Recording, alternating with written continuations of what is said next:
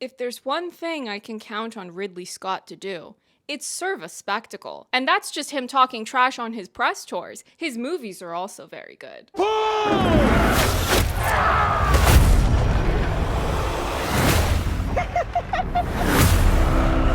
Hi, I'm Lady Genevieve, and on my channel, I talk about entertainment media. It's that time of the year for Ridley Scott to release yet another cinematic banger. Imagine being a self-proclaimed film fan and trying to downplay the excellence of his skills when your favorite directors all look up to him. Other directors take years to release a new film. That's actually fairly typical because of how much work goes into the various stages of creating a film. But Ridley is so far into this that he has the routine perfectly organized, so he is able to serve us a new one every single year. That's how he hooked me. He delivered 2 back-to-back bangers in 2021 with The Last Duel and House of Gucci, and now I keep my eyes and ears open for anything that comes out next from him. Not just because of the grand spectacle of it all, but because at this point it's more evident than ever that Mr. Ridley Scott is for the girls. Not just for the last 2 films I mentioned, but because he found Jodie Comer by watching Killing Eve, he found Paul Mescal from watching Normal People,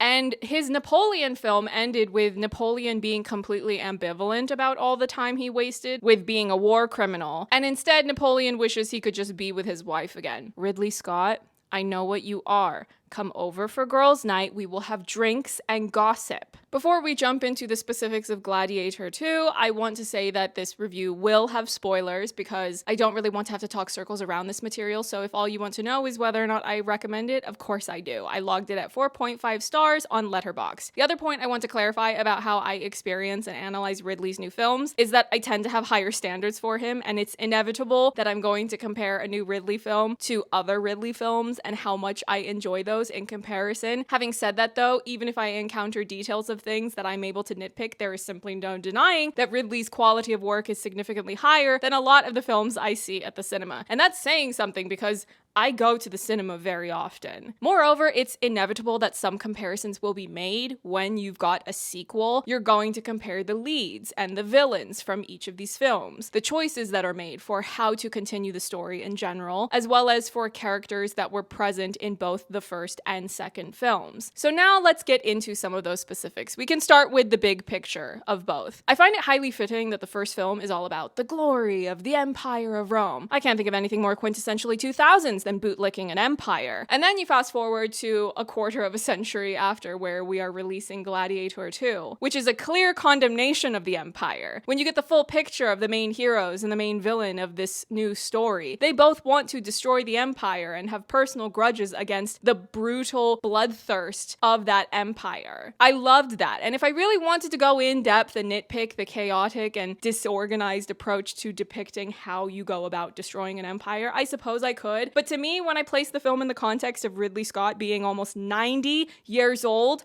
and putting on a grand spectacle, the likes of which little to no one else in Hollywood is able to do today, I lose interest in spending my time talking about that in a review. How many people in that generation of his are creating art that cheerleads the downfall of empire? You've got Martin Scorsese doing Killers of the Flower Moon, which was a great film, by the way. I never made a video review of it, but I will just say it now. It's excellent, and you should go watch it if you haven't already. And then there's Ridley, who said, let's get an Irishman to be the face of the downfall of the empire's oppressive regime. I love that, and I love that Paul Mescal is joining the Cillian Murphy Hall of Fame of mean mugging the parasites from Buckingham Palace. And Prince Charles will be a fucking living embarrassment, as we all know. Now's as good a time as any to get into more of the character and plot spoilers, so there's yet another opportunity to click off of this video if you want to go see the film first without hearing any of my spoiler-filled thoughts. Paul plays the son of Maximus and Lucilla. I've noticed some discourse about whether or not Paul had enough charisma as the lead of this film, and comparisons, of course, have been made to Russell Crowe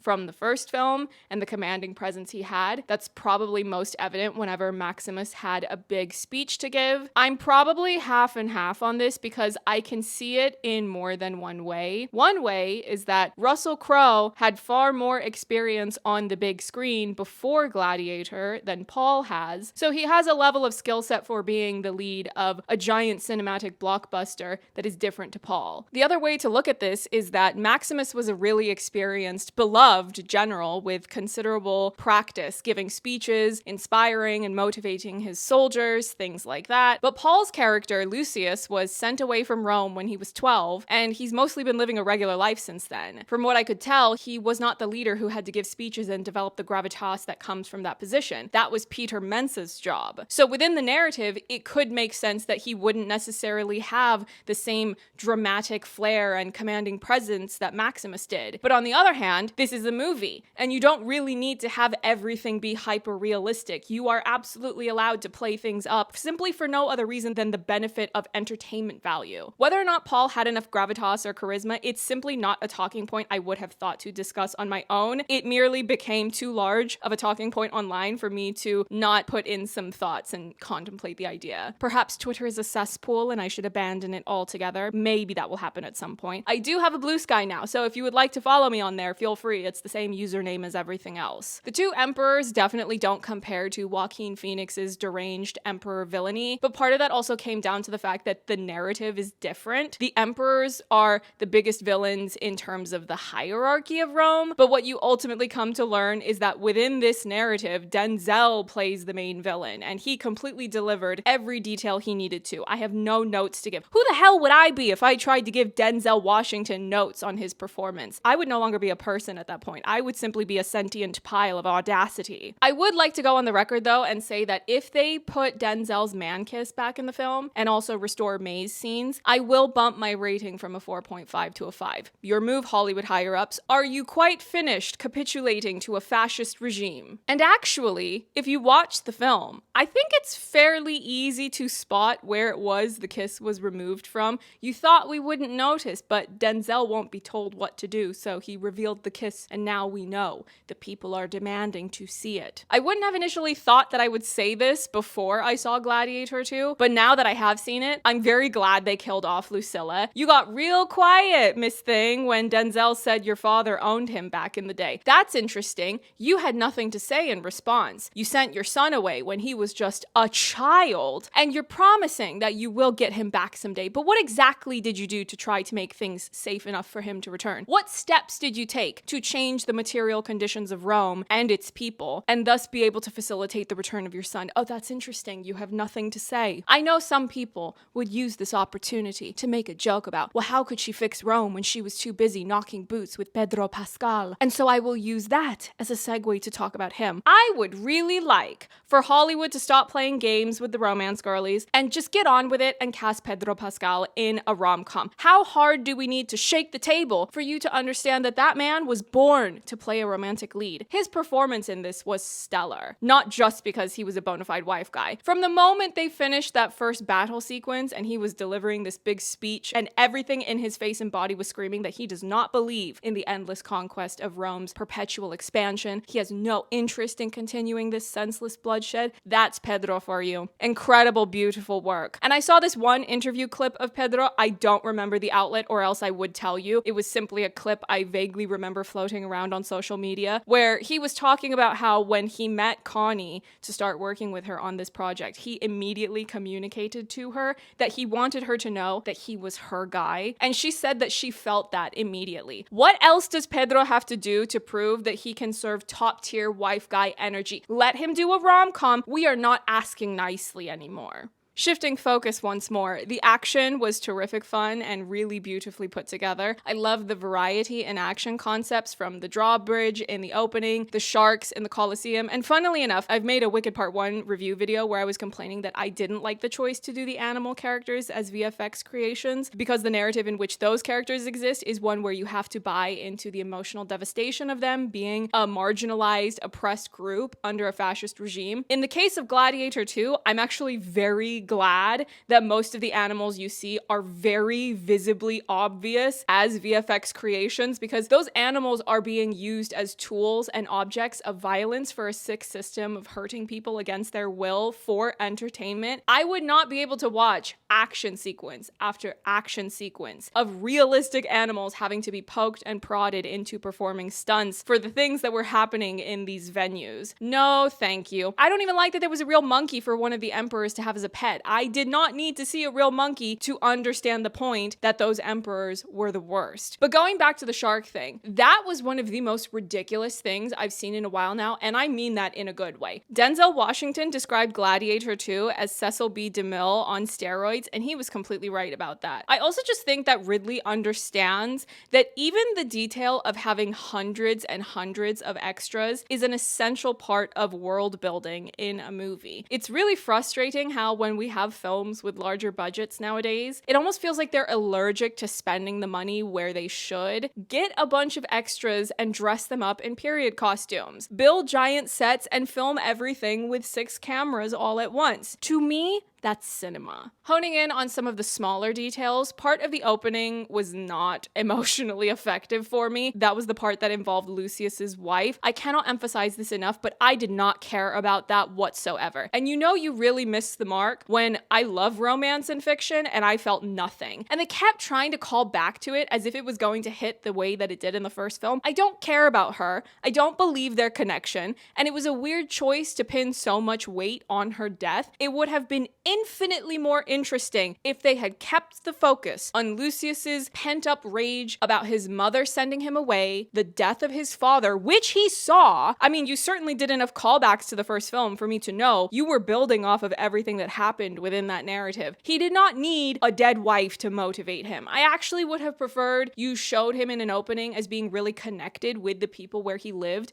show that sense of community and camaraderie of that place, and then we feel the weight of that loss more once General Pedro Pascal shows up with his Roman army. Not to mention, Lucius doesn't even die at the end of the film, so we didn't need his dead wife showing up with incessant messages about how, oh, they're going to see each other again someday. I don't care. I hope I never see you again, because this is screen time that should have gone to Denzel Washington smooching a man. I know that once again, there are people nitpicking Ridley for historical accuracy, and at this point, I'm okay with them doing that, specifically because Ridley is hilarious when he responds that he does not care whatsoever about those people being upset. Ridley Scott is not a historian. He's an artiste. I care more about the ideology of the film that is being put out, and now he's putting so much emphasis on empires being evil. There is such a relentless condemnation of the classic empire behavior, of the needs of a few being prioritized, the rampant inequality. How many lingering shots did we have in this film on people who were poor, hungry, and begging for food? What about the lingering shot on the body being dragged away of the man that Paul fought at the party, the one he was forced to fight to the death despite his attempts to convince him that they didn't need to go through with all of that? And all of that happening while the emperors and Denzel are present, treating the life and death of slaves as a source of entertainment and financial gain. Was it General Pedro who said the line, "I will not waste another generation of young men for their vanity"? How about the fact that those demonic little emperors were demanding General Pedro to further their violent colonial expansion into Persia and India? Interesting how a story set thousands of years ago is showing violent Europeans as bloodthirsty barbarians who are obsessed with invading and brutalizing Asian and African countries. Remember that Paul was living in Africa when the film first began. I know that some of these locations have different names that are specific to the time period the film is set in, but I'm putting them in their modern day equivalent. It's all very interesting. It sounds a bit like what Tony Blair engaged in against Iraq, or how about the ongoing efforts of France and the US to pillage and plunder Africa. Ridley Scott is not making documentaries. He's making entertaining art, but what not every viewer seems to realize is that there is repeatedly